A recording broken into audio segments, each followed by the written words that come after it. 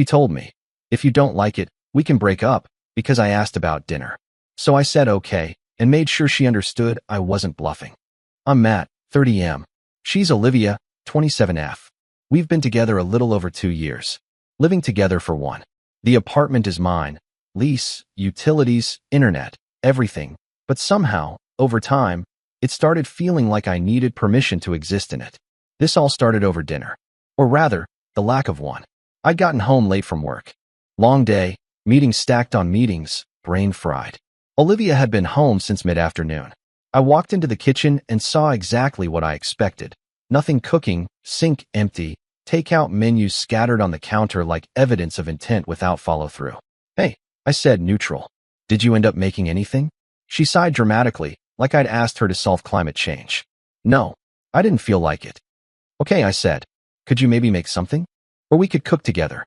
That's when she dropped the line. "If you don't like it, we can break up." Just like that. No build-up. No emotion. Just a threat she'd clearly used before. Maybe with other guys. Maybe with me, and I'd blocked it out. A conversational nuke meant to shut everything down. I stood there for a second, waiting for the punchline. Nothing. She finally looked up, annoyed. "What? I'm not your mom. I don't owe you dinner." "I didn't say you did," I replied. "I just asked." "And I answered," she snapped. "If you don't like how I do things, we can break up." Something clicked then. Not anger. Not sadness. Just clarity. The kind that feels cold and steady. "Okay," I said. Her eyebrows lifted slightly. "Okay, what?" "Okay," I repeated. "If that's what you want." She smirked, already turning back to her phone. "Good. Then stop complaining." She thought she'd won. Thought this was me backing down. What she didn't realize was that I had just taken her very seriously, for the first time. And once you do that, there's no going back. That night, she acted like nothing happened. That's what really sealed it for me. She ordered takeout for herself, Thai, extra spicy, the kind she knew I didn't like, and ate it on the couch, feet up, watching reality TV with the volume too loud. She didn't ask if I wanted anything. Didn't offer to share. Didn't even acknowledge that dinner, the thing that supposedly wasn't a big deal, had somehow turned into a line in the sand. I made myself a sandwich and ate it standing at the counter. She glanced over once. "See," she said. "Problem solved." I almost laughed. Later, when she went to bed, I didn't follow. I sat on the couch in the dark, phone in my hand, replaying the moment over and over. "If you don't like it, we can break up." She'd said it like a threat, but also like a dare. Like she was so sure I wouldn't take her up on it. I realized something uncomfortable. She'd used that line before. Different wording, same message. Anytime I asked for help. Anytime I brought up imbalance. Anytime I wanted something small. Effort, consideration, partnership. And every time, I'd backed off. Apologized. Tried to be chill. Not tonight. I didn't storm around. I didn't pack dramatically. I just opened my laptop and started making a list. Things in my name. Accounts. Access. Contacts. Spare keys. By midnight, I'd scheduled a locksmith for the next morning. Earliest slot. Cash. She rolled over in bed and mumbled, "Love you," half asleep. I didn't answer. Instead, I typed one last thing into my notes app. She offered a breakup. I accepted. Then I closed the laptop and slept on the couch for the first time in a year. Best sleep I'd had in months. Morning came quietly. Too quietly. I woke up to the sound of Olivia humming in the shower like it was any other weekday. Like she hadn't casually suggested ending a 2-year relationship over a basic request, and then gone to sleep expecting things to reset by morning. I stayed on the couch and listened. She came out wrapped in a towel, stopped short when she saw me sitting there, already dressed. "You okay?" she asked, suspicious more than concerned. "Yeah," I said. "Just up early." She shrugged and started getting ready for work. Normal routine. Coffee brewing. Makeup mirror out. She talked about her day like nothing had happened. Complained about a coworker. Asked if I'd seen her black heels. I answered politely. Briefly. At one point she said, "By the way, I might be late tonight. Don't wait up." That was when I knew for sure. She still thought she was in control of the timeline. At 9:12 a.m., she grabbed her bag and headed for the door. She kissed me on the cheek, quick and automatic. "Don't be grumpy later," she said lightly. "You know how you get." I watched her leave without saying a word. The moment the door closed, my phone buzzed. The locksmith was on the way. I spent the next hour moving with a calm I didn't recognize. Not angry. Focused. I gathered everything that was hers. Clothes, shoes, toiletries, makeup bags, chargers, and stacked it neatly by the door. I didn't throw anything. I didn't damage anything. I wasn't trying to hurt her. I was just done accommodating her. When the locksmith arrived, he asked if it was a breakup situation. I nodded. Good call, he said, swapping out the locks. People say things they don't mean until someone believes them. By noon, the locks were changed. By 1, I'd removed her from every shared account. Streaming services, location sharing, emergency contacts, everything that tied her to my daily life. I sat back down on the couch and waited. At 6:47 p.m., my phone lit up. Hey, I'm outside. Why isn't the key working? I read it once. Didn't reply. She'd asked for a breakup. I was just making sure she got it. Her reaction didn't take long. By 6:52 p.m., my phone was vibrating nonstop. Calls, texts, voicemails stacking up like she could brute force her way back inside. What the hell is this? Matt, answer me. Stop being dramatic. I let the phone buzz itself quiet. At 7:03, there was a knock. Hard, sharp, angry. Not the polite, maybe you're in the shower, knock. This was ownership knocking. The kind that assumes the door will open because it always has. I stayed on the couch. Another knock. Louder. Matt, she yelled through the door. Open this right now. I didn't move. My phone lit up again. You think this is funny? You can't just lock me out. This is my home too. That one almost made me smile. Almost. I finally replied with one sentence. You said we could break up. Silence. 30 seconds later, the knocking resumed, frantic now. I could picture her in the hallway, arms crossed, jaw tight, already rehearsing how this would somehow be my fault. Are you seriously doing this over dinner? She shouted. I stood up and walked to the door, not to open it, just close enough so she'd hear me. No, I said through the wood. I'm doing this over disrespect. There was a pause. Then her voice softened instantly, like a switch flipped. Matt, come on, she said. I didn't mean it like that. You know how I talk when I'm annoyed. I leaned my forehead against the door. That's the problem, I said calmly. You say things you don't mean because you never expect consequences. Her tone changed again. Sharp. Defensive. So what? You just decided this on your own. Yes, I said. Just like you did. Another long pause. Then, quieter. You're actually breaking up with me. I already did, I replied. She didn't knock again after that. I went back to the couch, turned off my phone, and for the first time in a long while, the apartment felt exactly the way it should, peaceful, quiet, and finally mine. I slept through the night like nothing was wrong. No adrenaline. No doom spiral. Just deep, uninterrupted sleep, the kind I hadn't realized I was missing until it came back. I woke up to sunlight and silence. My phone had 17 missed calls, all from Olivia. A handful of texts stacked underneath, the tone shifting with each one. This isn't funny. You're acting insane. Open the door. We need to talk. Matt, please. That last one was new. I didn't respond. I made coffee. Took my time. Sat at the table she'd claimed for months without ever cleaning it. Around noon, my phone buzzed again. A voicemail this time. I listened to it out of curiosity more than concern. Her voice sounded different. Tired. Strained. I didn't think you'd actually do this, she said. I was just mad. You always know that. You're really going to throw everything away over something so stupid? There it was. Stupid. As if respect was optional. As if partnership was a favor. I deleted the voicemail. An hour later, there was another knock at the door. Not angry this time. Hesitant. I stayed where I was. Matt, she said softly through the door. I don't have anywhere to go tonight. I closed my eyes. This wasn't about dinner. It never was. It was about how easily she'd reach for the nuclear option whenever she didn't want to be inconvenienced, and how sure she was I'd never call her bluff. I'll grab my stuff later, she added quickly. We can cool off. Just open the door. I walked to the door, rested my hand against it. You told me we could break up, I said. So we did. Silence. Then, barely above a whisper, I didn't think you meant it. I did, I replied.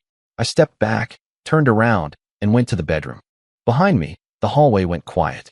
That was the moment it became real for her, and the moment I knew I was done for good. The next 2 days were quiet in a way that felt intentional. I went to work, came home, cooked for one, slept diagonally across the bed she used to dominate like a queen claiming territory. I didn't check my phone much. Didn't need to.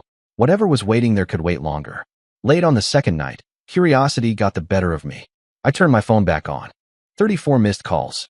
More texts than I bothered counting. The early ones were angry, accusatory, predictable. You can't just do this. You're overreacting. Everyone thinks you're being ridiculous. Then the tone shifted. Matt, please answer. I didn't mean it like that. I was joking. You know that. Joking. Right. Around 1:13 a.m., the messages changed again. I'm at Rachel's, and she says I can stay one more night. I don't know what you want from me. I can't sleep. I read them without reacting. Without that familiar tug of guilt she used to trigger so easily.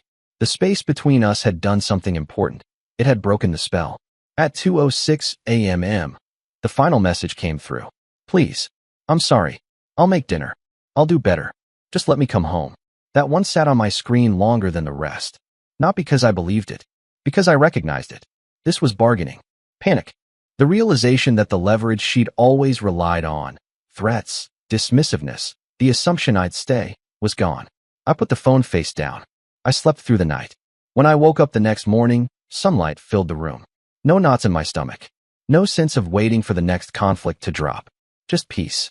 She'd asked for a breakup like it was a joke. I'd accepted it like an adult. And that difference changed everything. By the third day, the narrative had shifted. I found out because my phone started buzzing with messages from people who normally never involved themselves in my relationship. Mutual friends. One coworker she'd met twice. Even her sister. Hey man, are you okay? Olivia's really upset. She says you locked her out over a joke. A joke. That's what it had become now. I didn't correct anyone. I didn't defend myself. I'd spent too long explaining my reactions to someone who never listened unless it benefited her. I wasn't about to start auditioning for public opinion. That afternoon, there was another knock. Not aggressive this time. Soft. Careful. I checked the peephole. Olivia. Different look. Hair pulled back. No makeup. Hoodie that used to be mine. She looked smaller somehow. Not physically, but emotionally. Like she'd finally run out of certainty. Matt, she said quietly through the door. Can we please talk? I didn't open it. I know I messed up, she continued. I shouldn't have said that. I was tired. I didn't mean it. There it was again. Didn't mean it. You say things you don't mean, I replied through the door. Because you don't expect consequences. She swallowed hard. I didn't think you'd take it seriously. That's the problem, I said.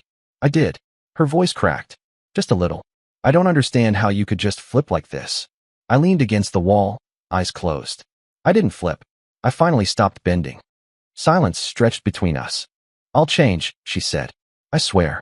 I won't say stuff like that anymore. I believed she believed that. In the moment. But I also knew the pattern. Apology when leverage is gone. Promises when comfort is threatened. Reset once stability returns.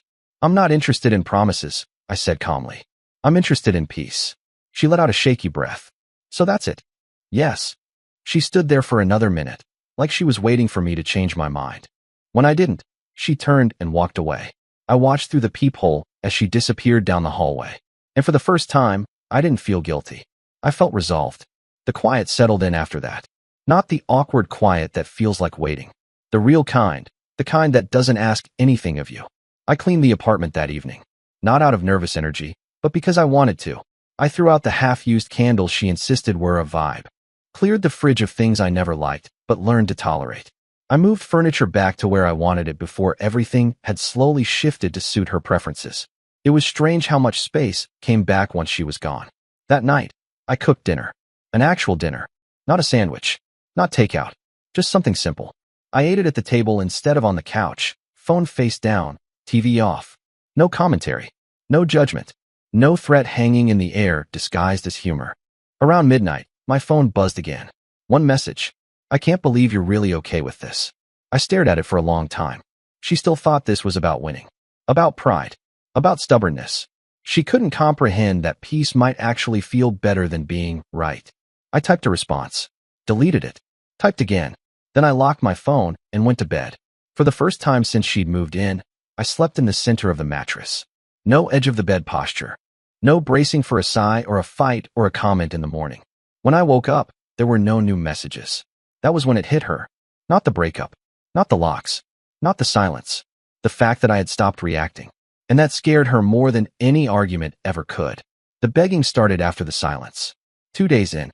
That's when she finally understood this wasn't a standoff. It was an ending. It started with missed calls at odd hours. Not angry ones. Hesitant ones. Calls that rang just long enough to prove she tried. Then the text came back, slower now, spaced out like she was afraid to push too hard. I didn't sleep last night. I keep replaying everything. I didn't mean it like that, Matt. There it was again. The greatest hit. I read them all. I just didn't answer. That afternoon, I came home to find a bag sitting outside my door. One of mine. Neatly folded clothes inside. On top, a note in her handwriting. I thought maybe this would help. Help what? Her conscience? Her panic? I carried the bag inside, closed the door, and set it by the closet. I didn't feel grateful. I didn't feel angry. I felt detached. Like I was looking at a past version of my life someone else was trying to return. That night, around midnight, my phone rang again. I didn't answer. A voicemail came through seconds later. Her voice was different now. Smaller. Fractured. Please, she said. I get it now. I shouldn't have said that. I was tired. I was hungry. I didn't mean break up. I just wanted you to drop it. There it was. The truth she hadn't said out loud yet. She never wanted to leave me. She wanted me to shut up. I didn't think you'd actually do it, she whispered. I didn't think you'd actually be okay without me. I listened to the rest in silence. Then I deleted it. I went to bed, and while she lay awake somewhere else, bargaining with a choice she thought she controlled, I slept peacefully alone. It's been a week now. That matters, because a week ago I would have been checking my phone every 5 minutes, waiting for the next mood swing, the next demand disguised as a joke, the next moment where peace depended on me letting something slide. None of that exists anymore. The apartment feels different, not emptier, just quieter in a way that doesn't ask anything of me. No tension humming under the surface. No sense that one wrong sentence could turn into a breakup threat tossed out like punctuation. I ran into a mutual friend yesterday. He hesitated before speaking, then said, "She's having a really hard time." I nodded. I believe that. He waited, like there was more coming. Like I was supposed to feel something specific. I didn't. Because here's the thing I didn't understand until it was over. People who casually threaten to leave don't expect to be taken seriously. They expect fear, compliance, silence. They expect you to scramble to prove you're worth staying for. When I said, okay, I didn't raise my voice. I didn't argue. I didn't dramatize it. I just accepted her terms. She thought dinner was the issue. She thought the locks were the punishment. She thought silence was cruelty. She was wrong. The issue was the moment she treated our relationship like leverage. The locks were just logistics. And the silence? The silence was peace. 2 nights after she begged, I slept 8 hours straight. No dreams. No knots in my chest. Just rest. The kind that only comes when your life finally belongs to you again. She asked for a breakup like it was a threat. I gave her exactly what she asked for. And kept it. And I don't regret it.